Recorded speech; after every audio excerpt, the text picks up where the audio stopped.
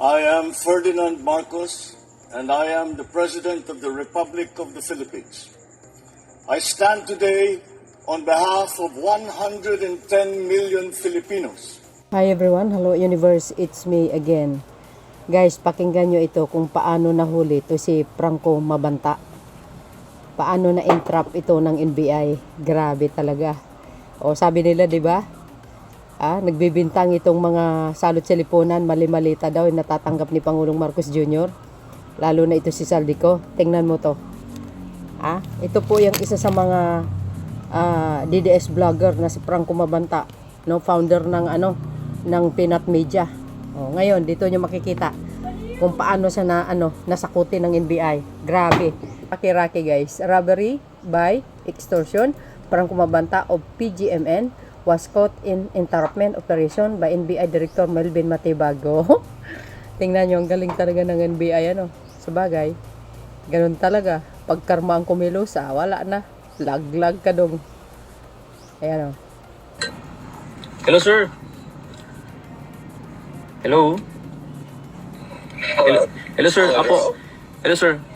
Malapit na kami, sir. Dito sa, na kami? Siguro mga what? Sir, tatawagan ko na siya, sir? Si Jimmy?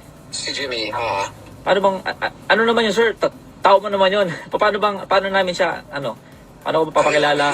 He's there lang, naka-face mask. Siya lang nandiyan. Siya lang yung isa kong kasama na naka-face mask. Kapag nandiyan lang sila, so you can just drop off the bag there. It's very, very easy. Papasok ko sa driveway. Paano, sir? Ibigay mo lang. They're my trusted people. Sa kotse, sir? Or paano ba? Idadrop sa sakyan nila? Paano, sir? Sir? So yung tao ko, bro, nandiyan lang. His name is Jimmy. Yung dalawang tao na naka-face mask. So you can just see him. Pag mo dyan, just say Jimmy, and then he'll receive the bags. Bali, very simple. Ilan sila, sir? Dalawa, pero kaya na yung tatlo. Dalawa, okay. Kasi to, sir? Tatlong maleta. Kaya na yung bati. It's okay, kaya na yun. Don't worry about it. Tapos anong suot, sir, na damit? Alam naman lang na tatlo yan. Okay. Anong suot na damit, sir? Naka-jacket parehas. Jacket, sige, So, sir. basta yung naka-face mask. Okay, sir. Sige, sir. So, tatawag ako, sir, kay Jimmy, no? Pagdating. Tama, sir? Ano yun? Sorry. Tatawagan ko si Jimmy pagdating namin. Si Jimmy, yes, correct. Okay, That's sir. right. Tawagan mo Okay, lang siya. sir. Sige, sir. Thank you, sir. Okay, see you. Okay, bye-bye. Okay, sir. Narinig nyo yon? Galing ng NBI, saludos sa NBI natin. Ganun. Di ba? Hell, received the NBI agent and Franco Mabanta. M-Ghost. Sabi guys ng mga nagko-komento. Yun, very casual. Yari, trap. See you pa daw. Yun. May pasiyo-siyo ka pa, ha? Ang galing ng NBI. Siyempre. Huli. Simple. Yan ang tama. Hulihin ang gumagawa ng mali. Correct! Alam nyo guys, kung nagkataon lang talaga, iba yung nakaupo sa Malacanang, baka, wala. Yari na yung pera. Diba? Pero dahil Marcos ang nakaupo, sakuti kayo lahat. Huli ka, saludo ako sa NBI. Ngayon, bingo! Diba guys? Sabi sa inyo Iba talaga pag ang nakaupo Berdogo na week. Yan.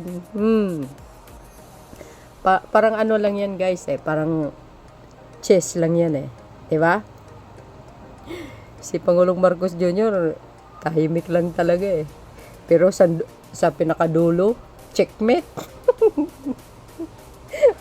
Ang iba tumatakas. Ang iba nakukulong. Checkmate nga Kaya, wow, saludo tayo sa NBI. Lalo na sa mga agents nila. Dapat ganun, sir. God is good all the time. Pag ang karma, sabi dito mga kababayan ni NBI Director Matibag, personally, I know him. NBI Director Matibag, panoorin, aminado si National Bureau of Investigation, Director Attorney Melvin Matibag, nakilala niya si Franco Mabanta na arestong online media personality. Gayunpaman, pagtitiyak ng direktor na gagampanan pa rin ng kawanihan ang mandato nito kahit pa ikinukulungkot ang pagkakasadiskubre sa pangingikil ni Mabanta. ang naarestong si Franco Mabanta batay sa impormasyon ay nanikil umano kay former House Speaker Martin Romualdez sa halagang 300 milyon piso.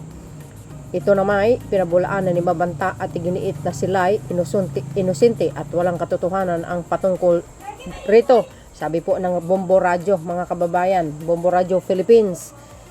Siyempre, pag salarin ka talaga, pag nasakuti ka, ano bang sasabihin mo? Naturally, deny mo. Sino bang mga kriminal or mga masamang tao na nagsasalita ng totoo pag sila po ay nahuli? Siyempre, o hindi sila nagsasalita ng totoo, puro deny talaga yan. Ito yung sinabi ni Direktoro. Actually, I know him. I know him since 2006 yata, 2000. Sir, may nakalabas ng mga information na may connection din daw sa Mabanta kay BBM. Ito ba yun? Well, probably kasi social media operator siya. So alam mo na pag sa politika kayo, di ba?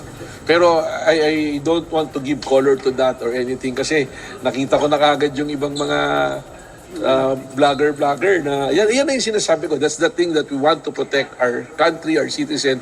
Ang gulo-gulo na sa social media, di ba? Sometimes kayo mismo, when you read things, hindi nyo na alam kung ano yung tama, kung alin yung totoo o hindi. So, this probably ang option dito, I think we should come out with the legislative recommendations sa ating Congress to address these things.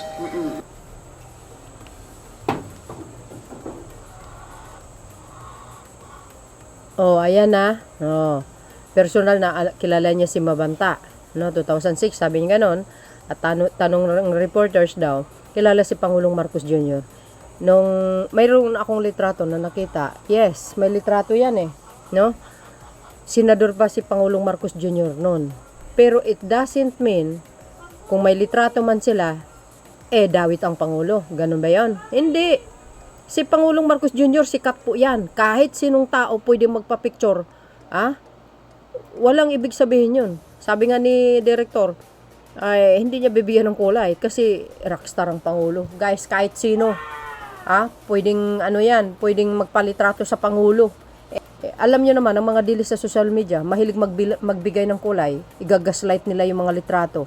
O, diba? Sasabihin, konektado si PBBM si ganito, ganon. Ay, nako, mag-ingat kayo sa pinapanood nyo. Diba? Uulitin natin. Walang problema kung may litrato sila. Kahit sino pwede magpalitrato kay Pangulong Marcos Jr. Rockstar po yan. Sikat na tao. Kaya kahit sino.